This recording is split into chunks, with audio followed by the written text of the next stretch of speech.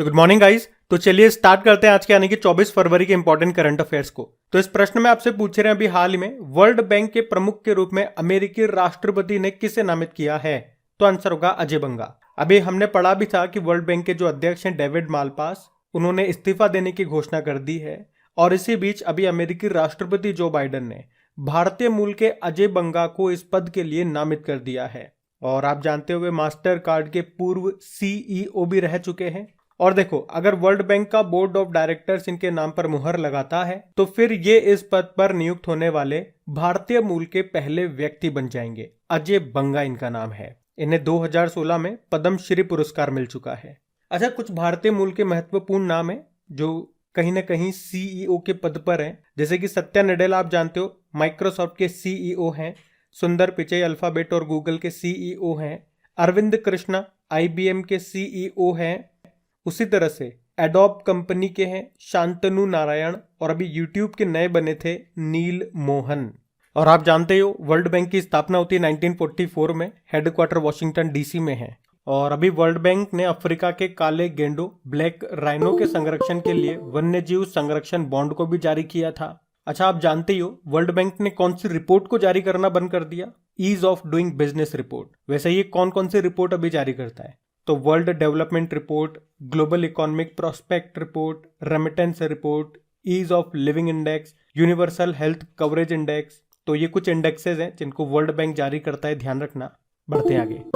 फिर बताइए, मुंबई के चर्च गेट रेलवे स्टेशन का नाम किनके नाम पे रखा जाएगा? तो आंसर होगा सीडी देशमुख। और ये कौन है? ये आरबीआई के पहले भारतीय गवर्नर थे और उन्हीं के नाम पे मुंबई के चर्च गेट रेलवे स्टेशन का नाम रखा जाएगा।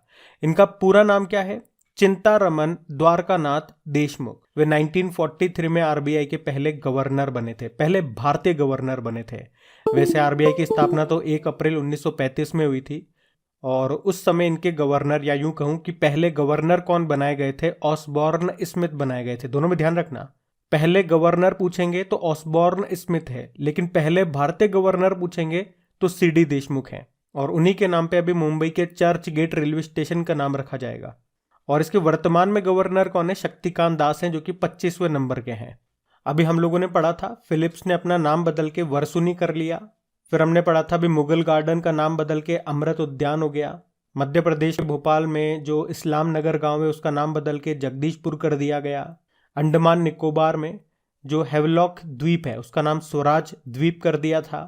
नील द्वीप का नाम शहीद द्वीप कर दिया था। अच्छा, अभी अंडमान निकोबार में ही एक पर्यटन स्थल है माउंट हैरियट, उसका नाम बदल के माउंट मणिपुर कर दिया। अच्छा, कुछ चलो स्टेशनों की बात करते हैं। आप जानते हो मध्य प्रदेश के हबीबगंज रेलवे स्टेशन का नाम रानी कमलापति रेलवे स्टेशन कर दिया। और मध्य प्रदेश में ये पाताल पानी रेलवे स्टेशन, उसका नाम तात्या मामा रेलवे स्टेशन कर दिया। अभी गुजरात का केवड़िया रेलवे स्टेशन, उसका नाम एकता नगर रेलवे स्टेशन कर दिया। और उसी तरह से राजस्थान के जोधपुर में है मियाँ का बड़ा रेलवे स्टेशन, उसका नाम महेश नगर रेलवे स्टेशन कर दिया। और कर्नाटक में जो हुबली रेलवे स्टेशन है उसका नाम श्री सुद्धरुदा स्वामी जी के नाम पे कर दिया गया। दिल्ली में प्रगति मैदान मेट्रो स्टेशन का नाम सुप्रीम कोर्ट मेट्रो स्टेशन कर दिया। हावड़ा कालका मेल ट्रेन का नाम नेताजी एक्सप्रेस के नाम पे कर दिया गया। मध्य प्रदेश में जो भोपाल मेट्रो है उसका नाम भोज मेट्रो कर दिया। मंडवा डीह रेलवे स्टेशन का नाम बनारस रेलवे स्टेशन कर दिया। तो रेलवे स्टेशन से संबंधित ये कुछ नाम अभी चेंज हुए, इनको ध्यान रखना। बढ़ते आगे। फिर बताइए, विश्व स्काउट दिवस ये हर साल कब मनाया जाता है? तो आंसर होगा 22 फरवरी को। तो विश्व स्काउट दिवस ये हर साल 22 फरवरी को दुनिया भर में लाखों बॉयज स्काउट्स के द्वारा मनाया जाता है। ये दिन बॉय स्काउट मूवमेंट की स्थापना करने वाले लॉर्ड रॉबर्ट बैडन पॉवेल के जन्म के उपलक्ष्य में मनाया जाता है। और इस बार की थीम क्या है? Our world our equal future, the environment and gender equality. और इस दिन को गर्ल स्काउट्स के द्वारा दुनिया भर में विश्व चिंतन दिवस, वर्ल्ड थिंकिंग डे के रूप में मनाया जाता है। ये भी ध्यान रखना। और जब भी डे वाला क्वेश्चन आता है हर बार उस महीने के सारे इंपॉर्टेंट डेज में आपको रिवाइज कराता हूं। आज मैं आपको रिवाइज नहीं कराऊंगा, आप कोशिश करो कमेंट बॉक्स में फरवरी के कौन कौन से इंपॉर्टेंट डेज आपको याद है। फिर भी आपके लिए मैंने यहाँ पे लिस्ट लगा दी है, अगर नहीं आते तो वीडियो को पॉज करके या इसका स्क्रीनशॉट लेकर के रख लेना। अभी बढ़ते हैं आगे। चलिए फिर बताइए, अभी हाल ही में एशियाई लॉन बॉल्स चैंपियनशिप में किस टीम ने गोल्ड मेडल जीता है? तो आंसर होगा भारत ने। तो 14वें एशियाई लॉन बॉल चैंपियनशिप में भारतीय महिला टीम ने मलेशिया को हरा करके गोल्ड मेडल जीता है और ये एशियाई लॉन बॉल चैंपियनशिप के इतिहास में भारत का कुल चौथा और वुमेन्स फोर्स इवेंट का दूसरा पदक है। और महिलाओं की जीत से आपको याद आएगा, अभी महिला अंडर 19 T20 विश्व कप खिताब जीता था भारत ने, इंग्लैंड को हराया था और पहली बार भारत ने कोई महिला आईसीसी टूर्नामेंट जीता। ये हुआ कहाँ पे था? साउथ अफ्रीका में। और आपसे अगर पूछा जाए कि ICC women's cricket world cup 2022 जो कि न्यूजीलैंड में हुए थे, उसको ऑस्ट्रेलिया ने जीता था इंग्लैंड को हरा के। और आईसीसी T20 वर्ल्ड कप 2022 जो कि ऑस्ट्रेलिया में हुआ था, उसको इंग्लैंड ने जीता था पाकिस्तान को हरा करके।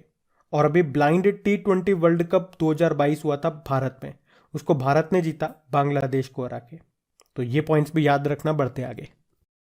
फिर बताइए, फरवरी 2023 में डॉक्टर कनक रेले का निधन हो गया, उनका संबंध किस शास्त्रीय नृत्य से था? तो आंसर होगा मोहिनीअट्टम। तो विश्व प्रसिद्ध नर्तक और मोहिनीअट्टम प्रतिपादक डॉक्टर कनक रेले का भी निधन हो गया। उन्होंने नृत्य अनुसंधान के लिए नालंदा डांस रिसर्च सेंटर और नालंदा नृत्य कला महाविद्यालय की स्थापना की थी।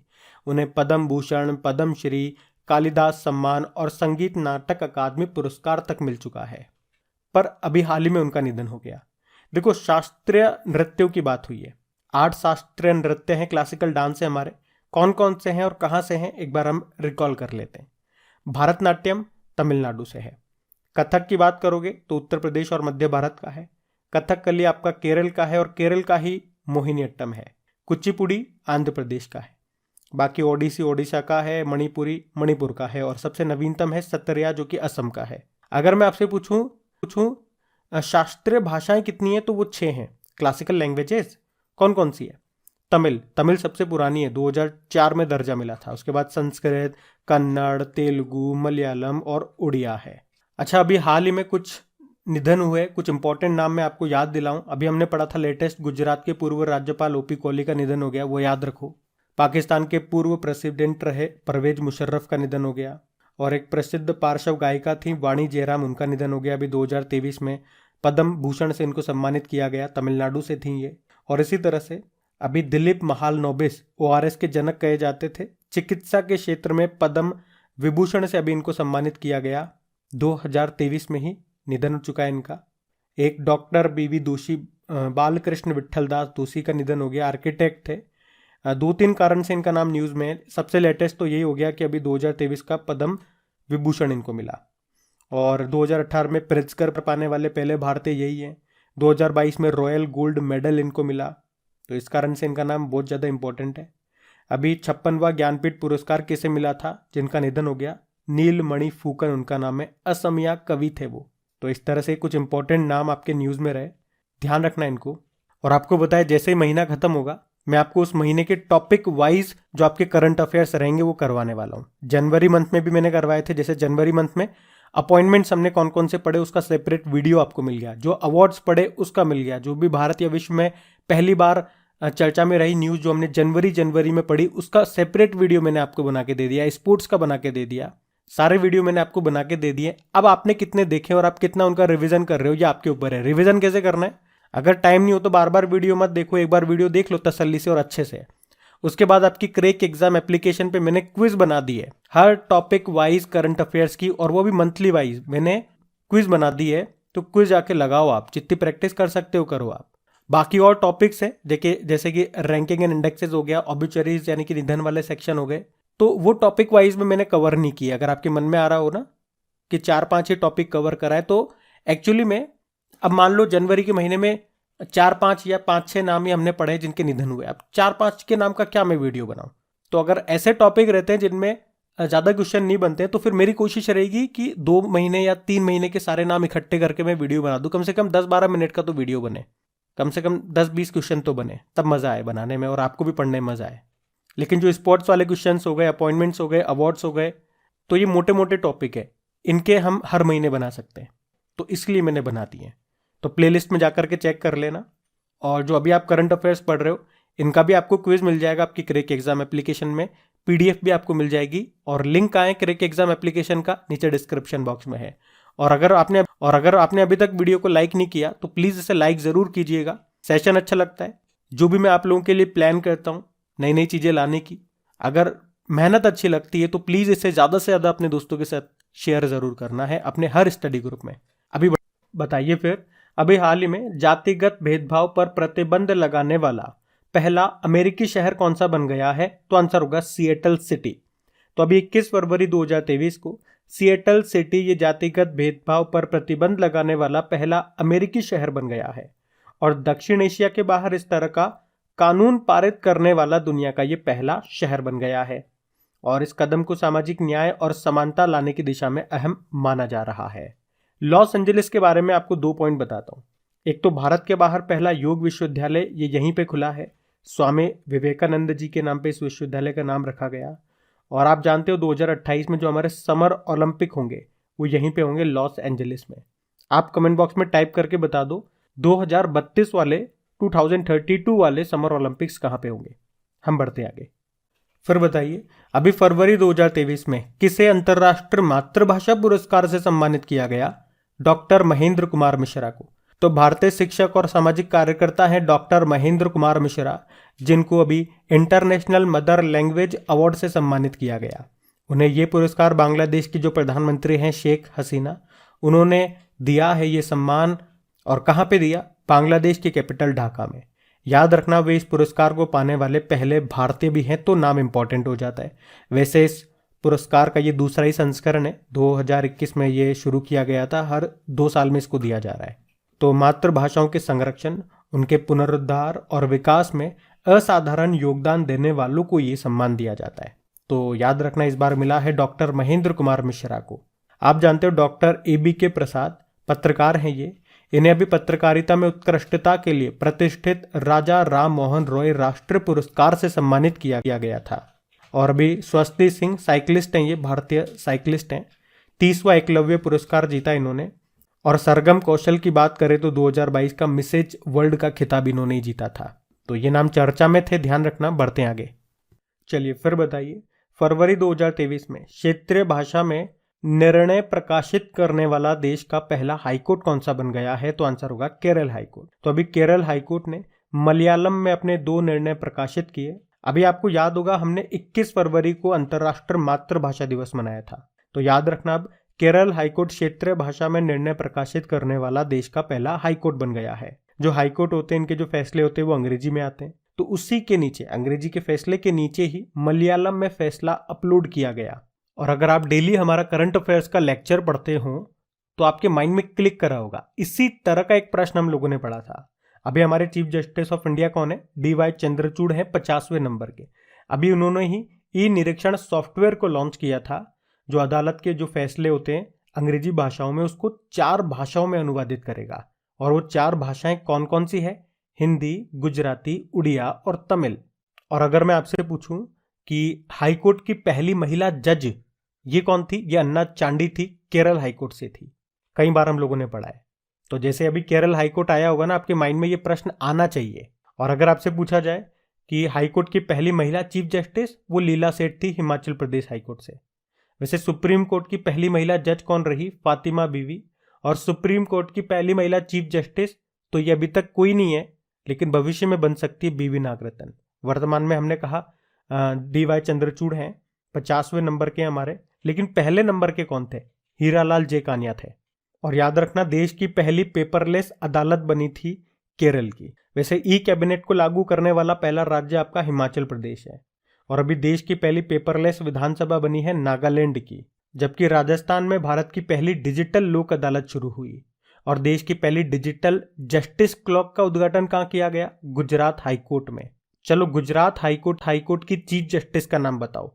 और याद रखना, सिंगापुर के चीफ जस्टिस कौन है, ये नाम आपसे पूछा जा सकता है, क्योंकि अभी ये भारत आए थे, क्योंकि सुप्रीम कोर्ट की 73वीं वर्षगांठ थी। उस मौके पे हमने इनको इनवाइट किया था, तो ये भारत आए थे, तो इस कारण से पूछ सकते हैं। इनका नाम है सुंदरेश मेनन। वैसे अभी हमारे रिपब्लिक डे पे चीफ जस्टिस थे इजिप्ट के प्रेसिडेंट अब्दुल फतेह अल सीसी, उनका भी नाम याद रखना। अगला प्रश्न हमारा है, फरवरी 2023 में किस राज्य की 12 बस्ती ने स्वच्छ और निष्पक्ष चुनाव के लिए संकल्प किया? तो आंसर होगा नागालैंड। तो अभी नागालैंड में एक पोल आयोजित हुआ, तो जो यहाँ का कोहिमा गांव है, जिसे 12 बस्ती भी कहते हैं, जो कि एशिया का दूसरा सबसे बड़ा गांव भी है, उसने स्वच्छ और निष्पक्ष चुनाव के लिए प्रस्तावों को अपनाया और कोहिमा गांव के हर नागरिक को उनके मतदान अधिकारों के बारे में जागरूक बनाया गया। नागालैंड की बात करें, देखो इसकी कैपिटल कोहिमा है, मुख्यमंत्री है नेफ्यू रियो, और अभी गवर्नर पढ़े थे ना हमने, 13 नए राज्यों के गवर्नर बने, तो नागालैंड के भी बने थे। और कैसे ट्रिक से याद किया था हमने, बताओ कौन बने गवर्नर? ला गणेशन बने। हॉर्नबिल फेस्टिवल यहाँ मनाया जाता है। अभी तीसरा ऑरेंज फेस्टिवल हमने यहाँ पे मनाया था। अभी हमने पढ़ा नागालैंड की विधानसभा देश की पहली पेपरलेस विधानसभा बन गई। और अभी नागालैंड के एक व्यक्ति हैं जिनका नाम है सेथरिचम संगतम, इनको ग्रामीण विकास में योगदान के लिए पहले रोहिणी नैयर पुरस्कार से भी सम्मानित किया गया था। नाम ध्यान रखना, बढ़ते आगे। चलिए फिर बताइए, अभी हाल ही में 2023 का ज्ञानप्पना पुरस्कार से किसे सम्मानित किया गया? तो आंसर होगा वी मधुसूदनन नायर को। तो अभी भारतीय कवि हैं वी मधुसूदनन नायर, इनको गुरुवायूर देवस्वोम के द्वारा स्थापित ज्ञानप्पना पुरस्कार 2023 के लिए चुना गया है। इस पुरस्कार के रूप में इन्हें 50,001 रुपये और एक सोने का लॉकेट और एक प्रशस्ति पत्र भी दिया गया। तो वी मधुसूदन नायर की बात करें, इनको साहित्य के क्षेत्र में उनके समग्र योगदान को देखते हुए इस पुरस्कार से सम्मानित किया गया। आप जानते हो भी महाराष्ट्र भूषण पुरस्कार मिला था अप्पा साहेब धर्माधिकारी को। मातृभूमि बुक ऑफ द ईयर के लिए चुना गया डॉक्टर पेगी मोहन को।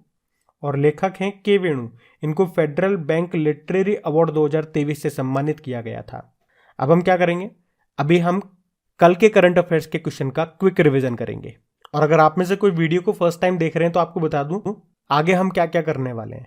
लास्ट डे के करंट अफेयर्स का क्विक रिवीजन हो जाएगा अभी, उसके बाद 2022 के टॉप 10 इंपॉर्टेंट करंट अफेयर्स का भी क्विक रिवीजन करेंगे, और उसके बाद फाइनली आपका टेस्ट होगा। टेस्ट किसका? जो प्रीवियस ईयर क्वेश्चंस होते हैं, स्टैटिक वाले 5 होंगे और साइंस वाले 5 प्रश्न होंगे। और ये टेस्ट आप ही के लिए है ताकि आप अपना एनालिसिस कर सको। आप तैयारी कर रहे हो ना, तो स्टैटिक प्रश्न भी आएंगे, हो सकता है साइंस के प्रश्न भी आपके एग्जाम में आते हो। तो आप देखो कि अगर मान लो आज ही आपका एग्जाम हो जाए तो कैसी आपकी तैयारी चल रही है, क्योंकि एग्जाम के ही सारे प्रश्न है ये, आपको पता लगे कि किस तरह के प्रश्न पूछे जाते हैं एग्जाम में और मैं कहां पे स्टैंड कर रहा हूं या कर रही हूं। तो चलिए शुरू करते हैं।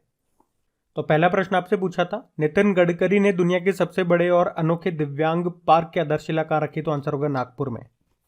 फिर आपसे पूछा, भारत के 80वें शतरंज ग्रैंड मास्टर कौन बने? विघ्नेश एनआर।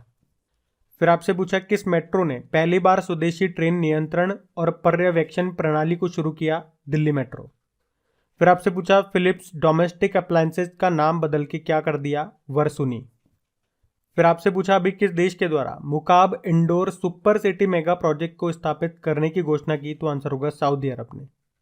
फिर आपसे पूछा, भारत के द्वारा किस देश के साथ real time payment system linkage की लॉन्चिंग की गई? तो आंसर होगा सिंगापुर। फिर आपसे पूछा, 150 T20 इंटरनेशनल मैच खेलने वाली दुनिया की पहली क्रिकेटर कौन बनी? हरमनप्रीत कौर। फिर आपसे पूछा, सीरम इंस्टीट्यूट ऑफ इंडिया ने किस शहर में doctor Cyrus Poonawalla centre of excellence की स्थापना करने की घोषणा की? तो आंसर होगा हैदराबाद। फिर आपसे पूछा, अभी केंद्र सरकार ने किसे भारत का औषधि महानियंत्रक drug controller general of India नियुक्त किया? डॉक्टर राजीव सिंह रघुवंशी ने। और फिर आपसे पूछा था, अभी किस देश ने भारत के फ्रोजन सी फूड के आयात पर इंपोर्ट पर अपना अस्थायी प्रतिबंध हटा दिया? तो आंसर होगा कतर। अब 2022 के टॉप 10 करंट अफेयर्स ये रहे आपके सामने। तो पहला प्रश्न है, फिक्की के द्वारा किसे लाइफ टाइम अचीवमेंट अवार्ड 2022 से सम्मानित किया गया? राजेंद्र पवार को। अगला प्रश्न है, अभी दुनिया के पहले विकलांग अंतरिक्ष यात्री कौन बने? जॉन मैकफॉल बने। ये ब्रिटिश पैरालंपिक धावक हैं। और कौन भेजेगा इन्हें अंतरिक्ष में? European space agency. फिर अगला प्रश्न है, अभी किसने साउंडिंग रॉकेट RH-200 का सफल परीक्षण किया? तो आंसर होगा इसरो ने। फिर अगला प्रश्न है, अभी किस देश के राष्ट्रपति को गणतंत्र दिवस 2023 के लिए मुख्य अतिथि के रूप में आमंत्रित किया गया? देखो आ गया प्रश्न, मिश्र आंसर होगा। नाम है अब्दुल फतेह अल सीसी। अगला प्रश्न है, नेशनल मिल्क डे कब मनाया? 26 नवंबर को मनाया। फिर अगला प्रश्न है, टाटा कंज्यूमर प्रोडक्ट्स इसने किस पैकेज्ड पेयजल कंपनी का अधिग्रहण कर लिया? तो आंसर होगा बिस्लेरी। बिस्लेरी को खरीद लिया इन्होंने। अगला प्रश्न है, निक्षय मित्र की ब्रांड एम्बेसडर कौन बनी? तो आंसर होगा दीपा मलिक। ये जो निक्षय मित्र है ये प्रधानमंत्री टीबी मुक्त भारत अभियान के तहत एक पहल है जिसका उद्देश्य है देश में टीबी को खत्म करना। कब का लक्ष्य है वैसे? 2025 का। फिर अगला प्रश्न है, किसे इकोनॉमिक टाइम्स इंस्पायरिंग अवार्ड 2022 से सम्मानित किया गया? AP श्रीधर को। अगला प्रश्न है AICTE यानी कि अखिल भारतीय तकनीकी शिक्षा परिषद का नया अध्यक्ष बनाया गया, तो आंसर होगा TG सीताराम को। अगला प्रश्न है अभी नवंबर 2022 में ऑस्ट्रा हिंद 2022 सैन्य अभ्यास का आयोजन कहाँ हुआ? राजस्थान में। और आप नोटिस करना डेली जो ये मैं आपको 2022 के टॉप 10 करंट अफेयर्स के प्रश्न बताता हूँ, ये सारे के सारे इंपॉर्टेंट प्रश्न होते हैं, एक भी ऐसा वैसा प्रश्न नहीं होता। सारे प्रश्न सेलेक्ट कर करके लाता हूँ, एक एक प्रश्न चुन चुन के लाता हूँ। तो आप भी प्लीज चुन चुन के अपने दोस्तों को अपने हर स्टडी ग्रुप में इस वीडियो को शेयर जरूर करा करो। जैसे आप लोग शादी वगैरह में खाना जाते होंगे, बर्थडे वगैरह में खाना खाने जाते होंगे, तो खाना खाने जाते हैं तो हम गिफ्ट लेके जाते हैं, एनवेलप लेके जाते हैं, लिफाफा, वरना अच्छा फील नहीं करते कि यार खाली खा के आएंगे तो अच्छा नहीं लगेगा।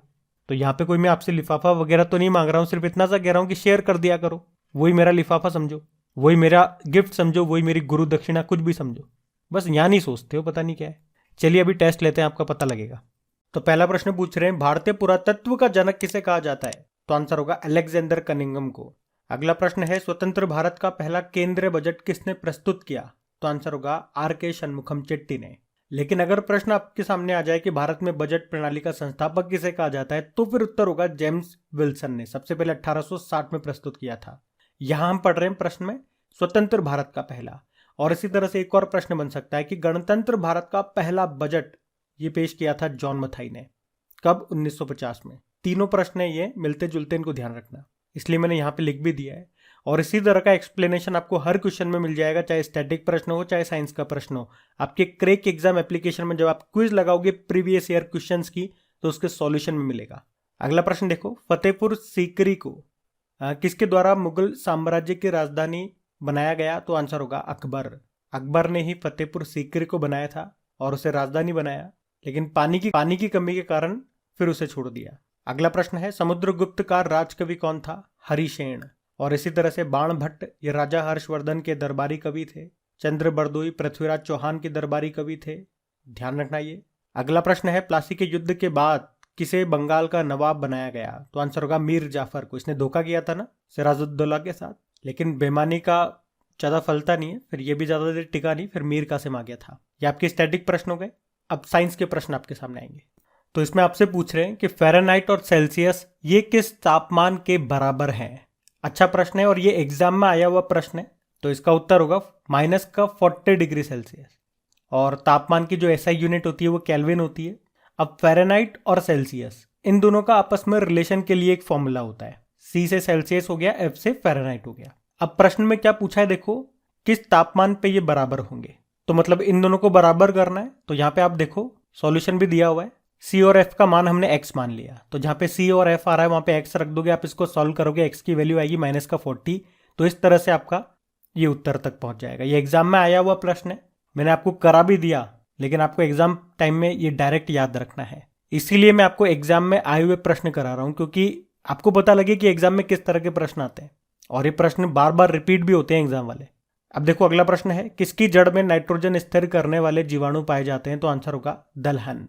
अगला प्रश्न है मानव शरीर में सबसे बड़ी ग्रंथि कौन सी होती है? लीवर है, यकृत है।